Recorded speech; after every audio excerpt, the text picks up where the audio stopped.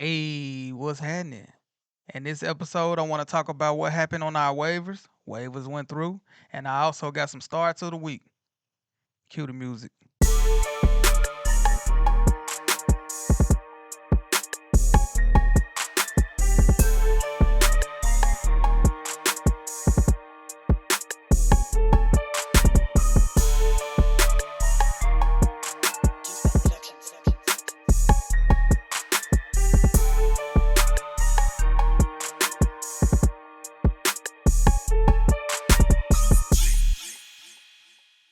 What's up, y'all? What's happening?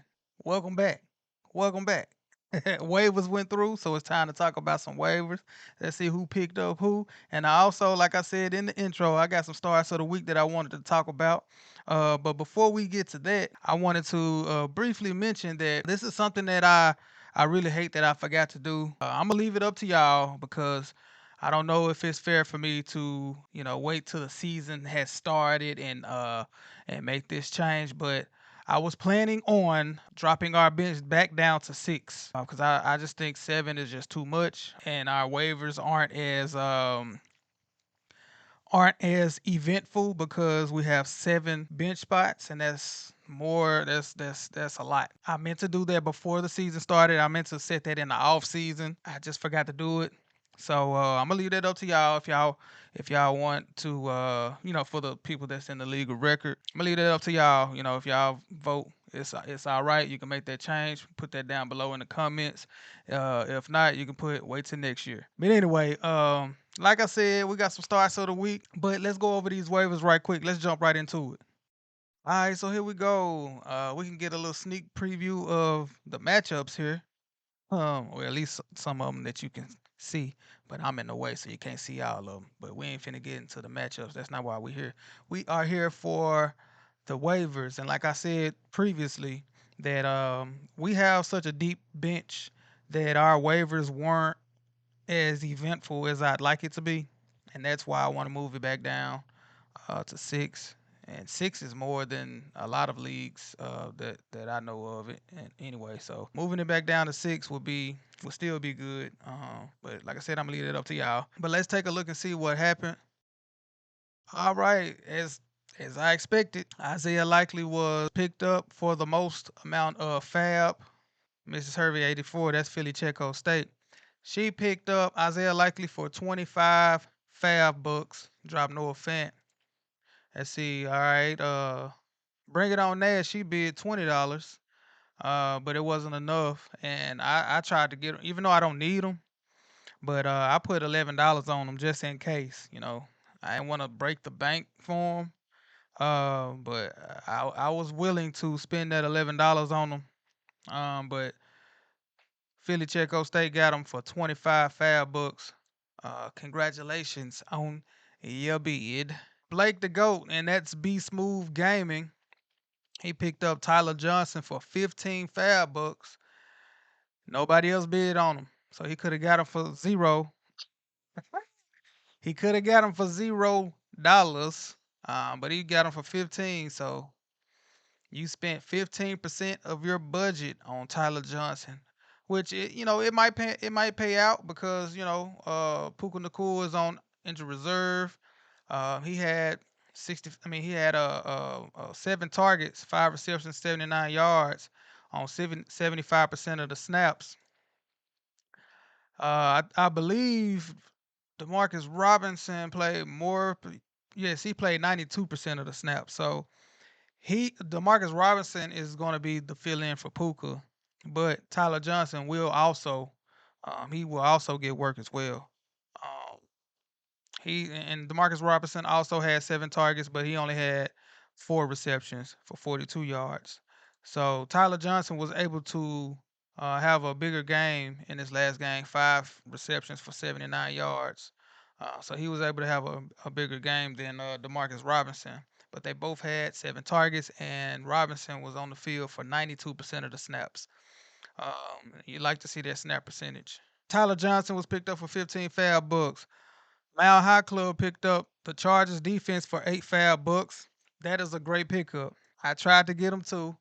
I bid $6, 6 fab bucks on them, and OVO crew, that's King Tony 03. OVO crew tried to get him for free. Which, come on now, with that matchup, they're playing against the Char. I mean, they're the Chargers playing against the Chargers. They are playing against the Panthers. Come on now, come on now, dog. So that is an excellent pickup for Mile High Club. The CMC Adams party, that's Mr. Hervey.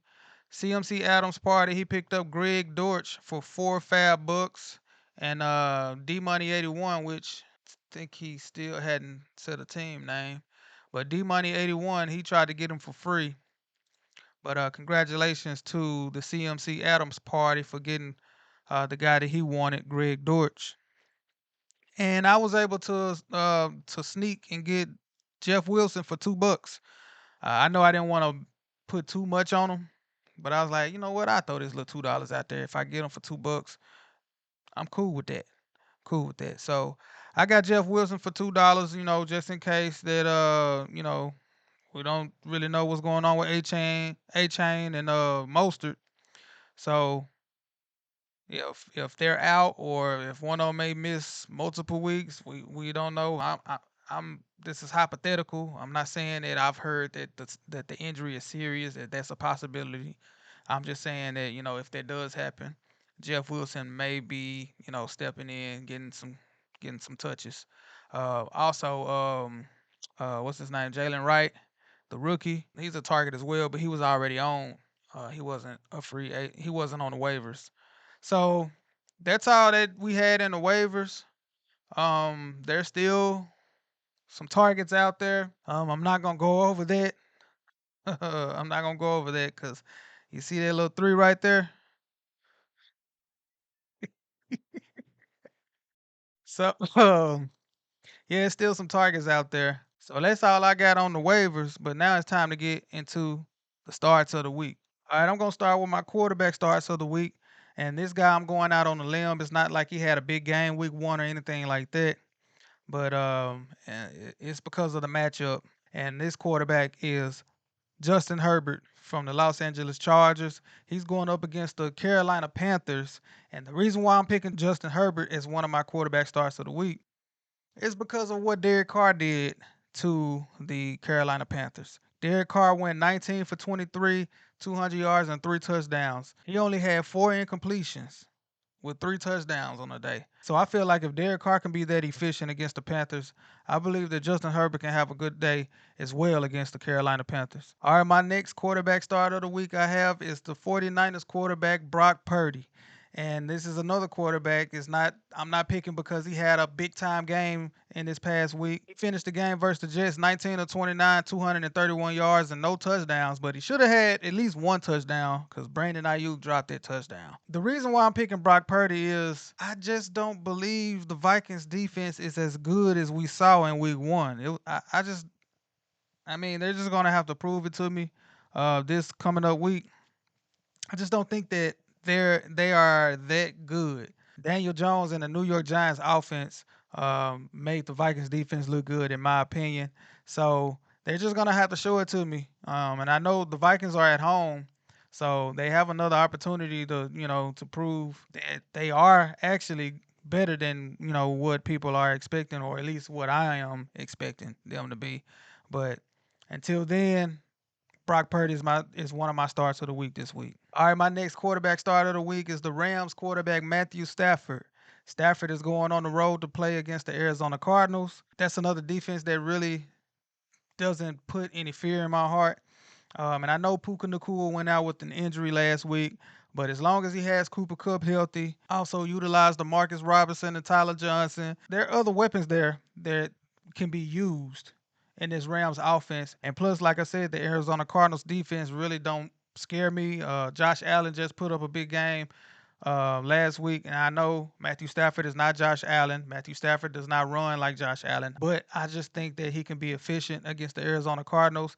Hopefully, the Arizona Cardinals can also put up points against the Rams defense, so it can be somewhat of a high-scoring game and a shootout to be able to keep Matthew Stafford passing the ball in this game. But I just think that we're in store for one of those big Matthew Stafford weeks against the Arizona Cardinals. And my number one start of the week at quarterback, Number one is Jaden Daniels from the Washington Commanders. He's going up against the New York Giants at home. He's going to be at home against the New York Giants. Now the Giants, they just made Sam Darnold look excellent. So I believe Jaden Daniels can go out there and produce. He can do a better job in the passing game, get Terry McLaurin involved. I think Jaden Daniels can take advantage and also take advantage with his legs as well and put up some more big time production in the running game. This past week, he had 16 carries, 88 yards, and 2 touchdowns on the ground against the Buccaneers on the road. So they're going home and they're playing against the Giants defense. He can be more efficient in the passing game, maybe get a couple touchdowns in the passing game, and also do what he does in the running game. So that's why Jaden Daniels is my number one start of the week at quarterback. All right, let's move on to running back. I want to talk about is running back Jordan Mason. I believe that Christian McCaffrey is going to be out, and I have a feeling that he's going to be out multiple games. Um, and this is just a confidence play or whatever. Like just throw him in, like throw him in your lineup. He is a weekly start from now on. It really doesn't matter what the matchup is. This system is amazing for running backs. He had 28 carries, 147 yards, and a touchdown in his first career start. They're going to be going on the road to play against the Vikings. Now, the Vikings didn't give up much on the ground last week. You know, the defense can stack the box and dare the Giants to pass the ball. Nobody's scared of Daniel Jones, so that's why I believe that they looked so good on defense last week. And like I said earlier with the quarterback, with Brock Purdy, when I mentioned him as a starter of the week, I'm not sold on the Vikings defense just yet. They're just going to have to show me. As long as Christian McCaffrey is out, Jordan Mason needs to be in your lineup every week. All right, my next running back start of the week is Commanders running back Brian Robinson Jr. He's going to be playing against the Giants. I'm picking on the Giants, but I mean, it's a good team to pick on. They just let Aaron Jones have 14 carries, 94 yards, and a touchdown. I believe Brian Robinson and also Jaden Daniels as well is going to feast. They're going to feast against the Giants defense. So get Brian Robinson Jr. in your lineups. This is a tasty matchup. No, neither one of these defenses are good, the Giants or the Commanders. I mean, I don't know if this is going to be a shootout or I don't know. I really don't know. All I know is get Jaden Daniels in your lineup and get Brian Robinson Jr. in your lineup. All right, my next running back starter of the week is Cardinals running back James Conner. He's going to be at home against the Rams. Aaron Donald is not there anymore. Between David Montgomery and Jameer Gibbs, they just had a total of 28 carries, 131 yards, and 2 touchdowns against the Rams defense. Like I said, there's no Aaron Donald there in the middle anymore. I still believe that with James Conner and the utilization that they use with James Conner in the running game and also in the passing game, I just believe James Conner will be able to produce against this Rams defense at home. All right, my next running back start of the week is Steelers running back Najee Harris. He's going to be going on the road to face the Broncos. Broncos just gave up 20 carries, 103 yards, and a touchdown to Kenneth Walker. He also had another touchdown that was called back. Now, I know Kenneth Walker may be a little bit more explosive than Najee Harris is, and Najee Harris is more of a bruiser type running back. I just still think that Najee Harris will be able to get it done on the road against the Broncos defense. I mean, Geno Smith also had 4 carries, 30 yards, and a touchdown, so watch out for Justin Fields in the running game as well. But Najee Harris is one of my low-end starts of the week against the Broncos. So I have an honorable mention that I wanted to talk about at running back, and that's running back Josh Jacobs from the Green Bay Packers. Josh Jacobs would be high on my list of starts of the week, but the reason why he falls down to an honorable mention is because they're going to be starting Malik Willis. I'm kind of scared of that because the Colts defense could load the box and just dare them to pass all game. And as we seen last week, Josh Jacobs, he got off to that very slow start. He was able to pick it up later on in the game, and he finished with, I think he had like 16 carries, 84 yards. So his yards per carry ended up looking nice. If Jordan Love was there, he just would have been able to have more open lanes, and they wouldn't have been able to load the box as much as they can against Malik Willis. So that's the only reason why he's an honorable mention. Kind of nervous about that. But I had to, just bring him up because of the matchup against the Colts. I believe that matchup is a really good matchup for him. It's just Malik Willis is what's scaring me away from putting him in my starts of the week. All right, let's move on to wide receivers. And the first wide receiver I want to talk about is Chiefs wide receiver Rashee Rice. He's going up against the Cincinnati Bengals. That's one of the teams that I seem to be picking on so far. But like I said, the vibes are just bad with the Bengals right now. and until they can show that they can, put up some type of fight, I guess I'm just gonna keep picking on him. And plus, Rashi Rice, he gets those short to intermediate targets, those Travis Kelsey type targets.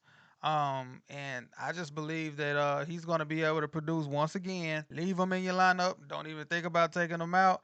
Rashi Rice against the Bengals should be very productive in this game. Next up, I want to talk about wide receiver Chris Godwin. I like Chris Godwin this week, man. I mean, also, of course, you like Mike Evans. Of course. Who don't like Mike Evans? But this week, something is telling me Chris Godwin, he may have a better game. I don't know. Maybe it's because of what Cooper Cup just did, and Cooper Cup majority plays in the slot, and that's where Chris Godwin can do his damage in the slot. So I'm not saying that he's going to have 21 targets, 14 catches, 110 yards, and a touchdown. I'm not saying that. But what I'm saying is, I just think Chris Godwin in that slot can go up there in the dome and have a big day against the Detroit Lions.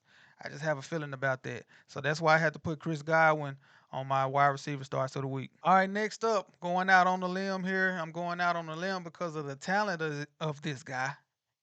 But I just his quarterback. If he had a better quarterback. But I'm talking about wide receiver Malik Neighbors. I know he has Daniel Jones. I know. But they're going up against the Washington Commanders. Come on now. Daniel Jones. If you come on. Come on now, Daniel Jones. If you can't get it done against the Commanders, you need to go ahead and go to the bench immediately. I don't care if you can't produce against the Commanders. You might just have to put Tommy DeVito back in. Magnifico, Multibella, Tutti Frutti. Put him back in. Put him back in because Daniel Jones is just stinking up the joint. He should be able to do something against the Commanders, and if so, I love Malik Neighbors against the Commanders this week. And also a sleeper is Wandale Robinson. All right, next up, I wanted to briefly talk about another rookie wide receiver, Brian Thomas Jr. from the Jaguars. They're going to be at home going up against the Cleveland Browns. And the Browns defense is really good, but if they can't get it going on the offense, and once again, their defense is just out there getting tired, they're going to give up some points. Um, so this is another one I'm kind of going out on the limb for, but I just believe in the talent of Brian Thomas Jr. I'm not saying that I believe he's going to have 25, 30 points, but I can see a nice 15-point game against the Cleveland Browns this week for Brian Thomas Jr. All right, let's move on to my tight end starts of the week. Now, these first two guys, you're going to start them. I'm just mentioning them just to tell people don't panic. Don't panic. Dalton Kincaid, the tight end from the Buffalo Bills, he's going up against the Dolphins on Thursday Night Football. And also Mark Andrews going up against the Las Vegas Raiders. Just don't panic. Leave him in your lineup. I know everybody is looking at Isaiah Likely. Probably could start him as well. But what I'm saying is, don't give up on Mark Andrews just yet, and don't give up on Dalton Kincaid as well. Dalton Kincaid, I don't understand what happened. I really don't understand what happened, but he should be the number one target in that offense. I think he's going to have a bounce back game this week against the Dolphins, and I think Mark Andrews is going to have a bounce back game against the Raiders. The Raiders aren't going to be able to bracket Mark Andrews like the Chiefs did, so this is a confidence play. Telling you, don't be worried about Mark Andrews or Dalton Kincaid. All right, next up at tight end, I want to talk about Kobe Parkinson, tight end from the Los Angeles Rams. He's going up against the Cardinals on the road. I think he's going to help fill in that void of Cooper Cup. He had 5 targets last week. That's decent, but I believe it can come up. He had 5 targets, 4 catches, 47 yards. And, with tight ends not really putting up big time numbers, I feel like Kobe Parkinson will give you a pretty safe floor. He's safe for a good 4 or 5 catches for about 50 to 65 yards and maybe get in the end zone as well. Last but not least, at tight end, Kyle Pitts.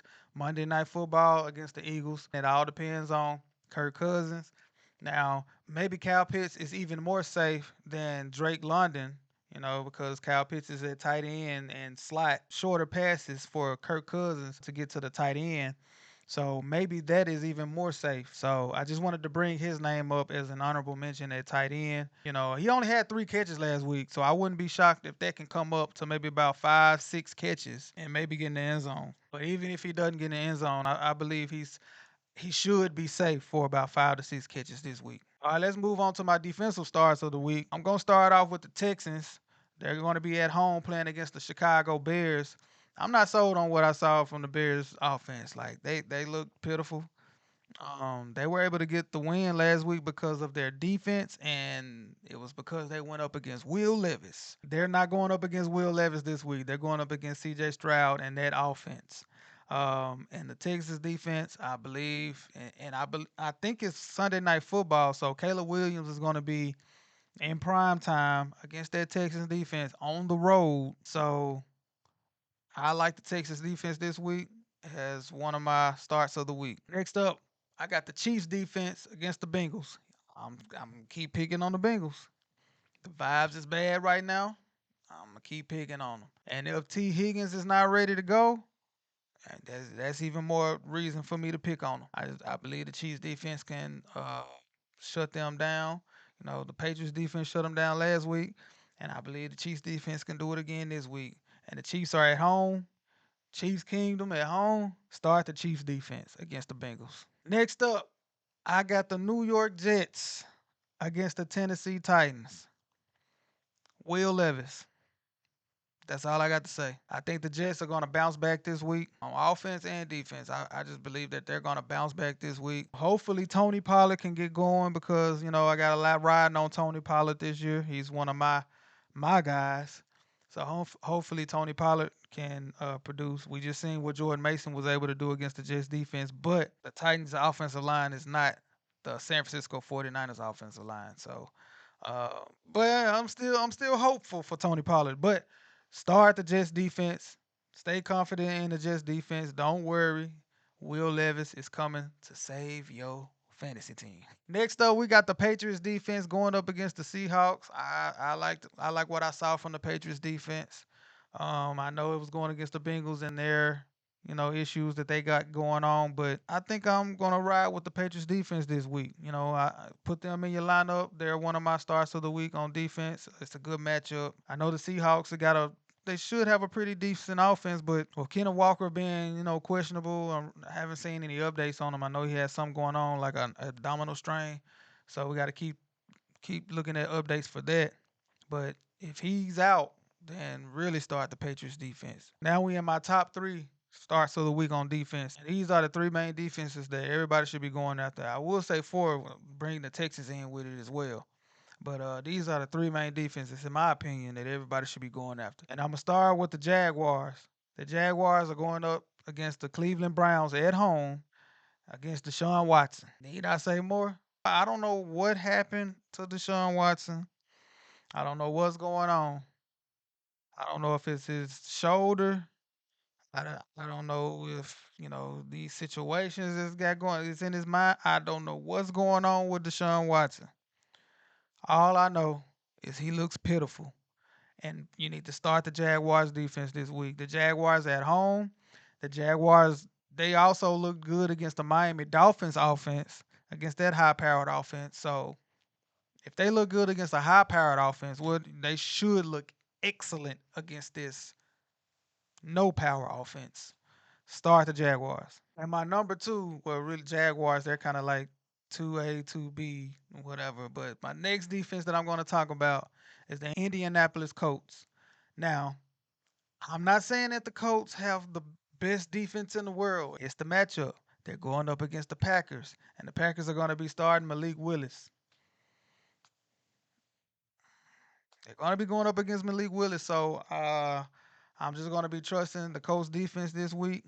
I think they can load the box.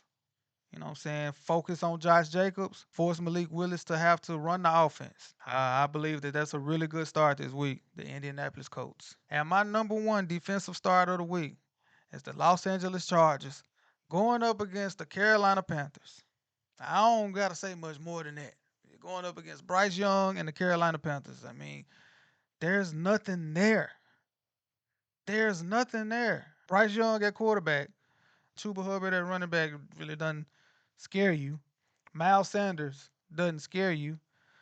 Wide receiver Adam Thielen, he still could produce if he had a quarterback, but don't have a quarterback.